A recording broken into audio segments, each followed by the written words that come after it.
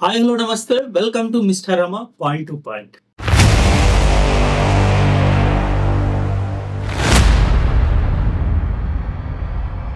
అమరావతి నాకు తెలిసి ఏ ముహూర్తాన మొదలైందో కానీ అమరావతి క్యాపిటల్ అనే అనౌన్స్మెంట్ కావచ్చు, లేకపోతే అమరావతి క్యాపిటల్ గా ఎలాగైనా డెవలప్ చేయాలని చెప్పేసి ఆ ఫౌండేషన్ ఏ ముహూర్తాన వేశారో కానీ అప్పటి నుండి ఇప్పటి వరకు అమరావతి మీద అసలు మామూలు విమర్శలు కాదు.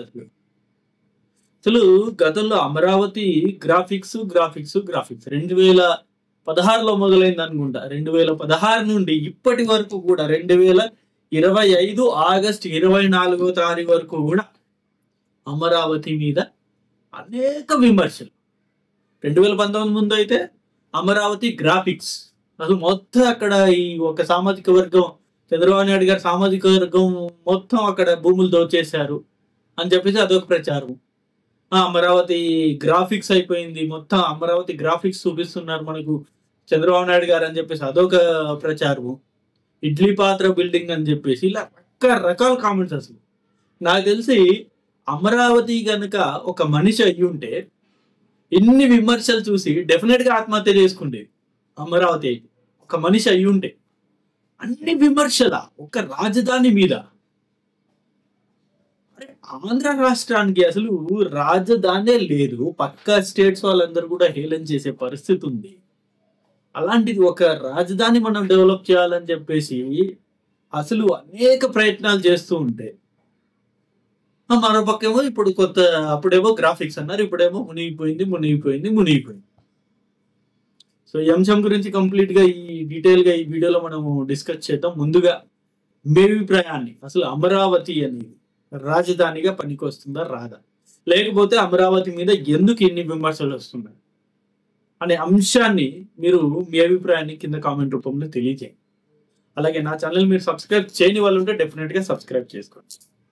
ఇప్పుడు ముంబై ఉంది, మన దేశ ఆర్థిక రాజధాని. ఒకటైతే చాలా క్లియర్ అండి, మొన్న ఇచ్చిన అనేక మంది వైసీపీ నాయకులు ఇస్తున్న స్టేట్మెంట్ ప్రకారం అయితే డెఫినెట్ గా ఇప్పటికి కూడా ఒకవేళ మళ్ళీ జగన్ గారు గెలిస్తే 2029లో మళ్ళీ జగన్ గారు గెలిస్తే మటుకు డెఫినెట్ గా మళ్ళీ 3 రాజధానులు అంటారు. ఇది మటుకు చాలా స్పష్టంగా అర్థమవుతుంది. ఎందుకంటే మనం చూస్తూనే ఉన్నాం రోజువారీగా అనేక మంది మాజీ మంత్రులు అందరూ కూడా, అంబటి రాంబాబు గారు కావచ్చు, కేతిరెడ్డి గారు కావచ్చు, ఇంకా చాలా మంది ఇంకేదో జరిగిపోతున్నట్టు మామూలు ప్రచారం కాదు. అసలు 2016లో మొదలైన ప్రచారం ఇప్పటికీ స్టిల్ చేస్తూనే ఉన్నారు. 2025 వచ్చినా సరే అప్పుడేమో గ్రాఫిక్స్, ఇప్పుడేమో మునిగిపోతుంది. ఇప్పుడు ముంబై మనం చూసాం రీసెంట్ గా, వర్షాకాలంలో ఎట్లా మునిగిపోయిందో ముంబై మొత్తం, ఆ రోడ్లు మొత్తం ఎలా జలమయమయ్యో మనం చూసాం. దేశ ఆర్థిక రాజధాని మరి ముంబై, మరి అక్కడ ఈ వరదలు రాలేదా, లేకపోతే రోడ్లన్నీ మునిగిపోలేదా? హైదరాబాద్ చూడలేదా రీసెంట్ గా హైదరాబాద్ ఎంతలా మునిగిపోయిందో వర్షపాతానికి? అలాగే చెన్నై ఎప్పుడు మునిగిపోలేదా వర్షం కారణంగా? లేకపోతే బెంగళూరు ఎప్పుడు ఫ్లడ్స్ రాలేదా ఈ వర్షాల కారణాల వల్ల? బెంగళూరులో ఎప్పుడు వరదలు అంటే మొత్తం రోడ్లు మొత్తం వర్షంతో నిండిపోలేదా? ఆబ్వియస్లీ డెఫినెట్ గా ప్రతి వర్షాకాలంలోనూ ప్రతి సిటీలో డెఫినెట్ గా ఇవి జరుగుతుంది కామన్ గా. అంతే తప్ప అసలు నిర్మాణమే జరగని రాజధాని అది. ఇప్పుడు ఇటు ముంబై కావచ్చు, చెన్నై కావచ్చు, బెంగళూరు కావచ్చు, హైదరాబాద్ కావచ్చు, వీటికన్నా ఎంతో కొంత డ్రైనేజ్ సిస్టమ్ ఉంది, ఆ పంపింగ్ చేసే కెపాసిటీ ఉంది. స్టోరేజ్ ఏదైతే ఈ రోడ్ల మీద వర్షం నిలబడిపోతుందో దాన్ని 1 గంటకో 2 గంటలకో 3 గంటలకో పంపింగ్ చేసే డ్రైనేజ్ సిస్టమ్ ఉంది ఇక్కడ, ప్రతి నగరాల్లో ఉన్నాయి. అమరావతి అనేది కేవలం ఇంకా నిర్మాణంలో ఉన్న రాజధాని.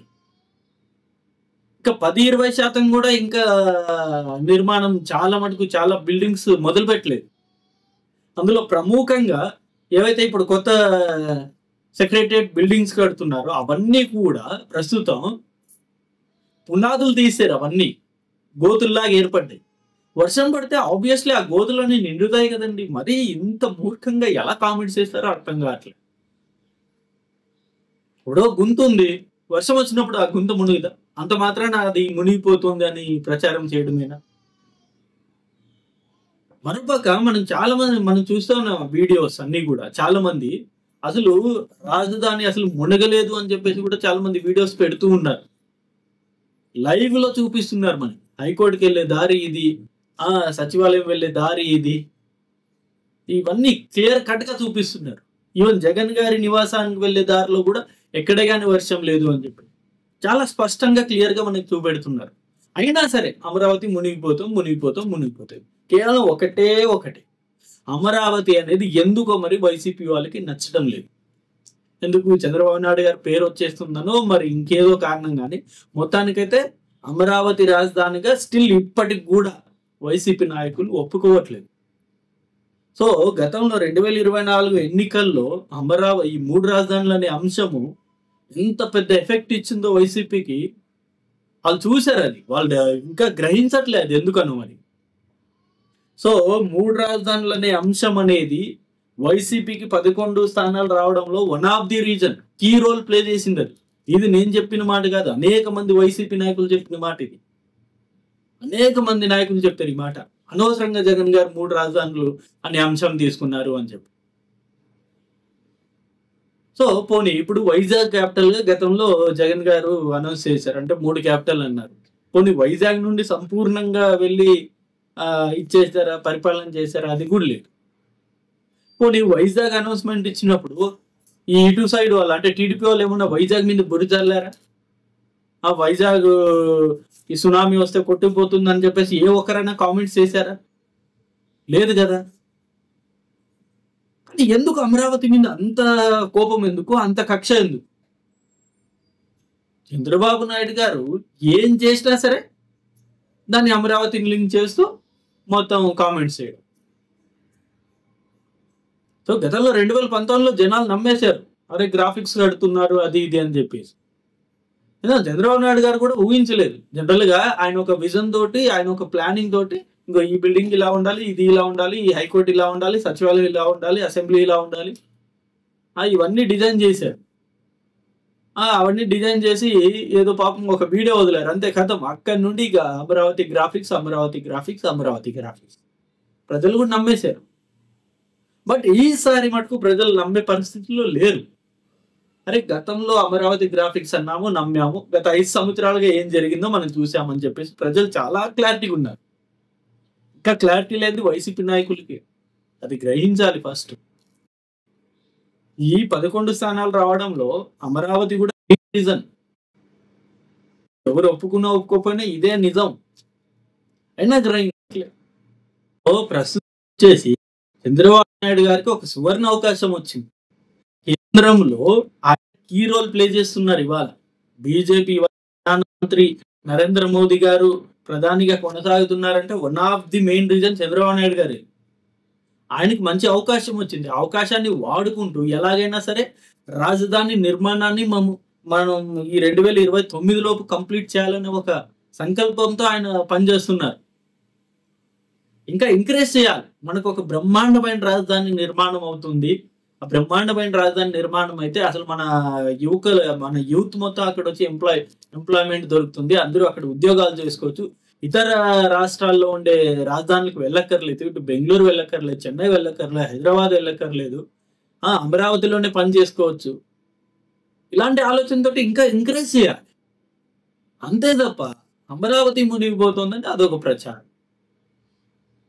సో గతంలో అమరావతి గ్రాఫిక్స్ అన్నప్పుడు ప్రజలు కూడా స్పందించారు. ప్రజలు కూడా నేను చాలా అబ్జర్వ్ చేశాను, సోషల్ మీడియాలో చాలా వ్యతిరేకంగా కామెంట్స్ పెట్టేవారు.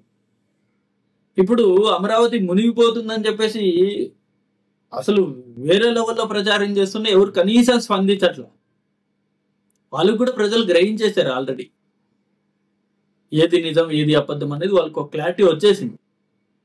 స్టిల్ ఇంకా అదే ప్రచారం.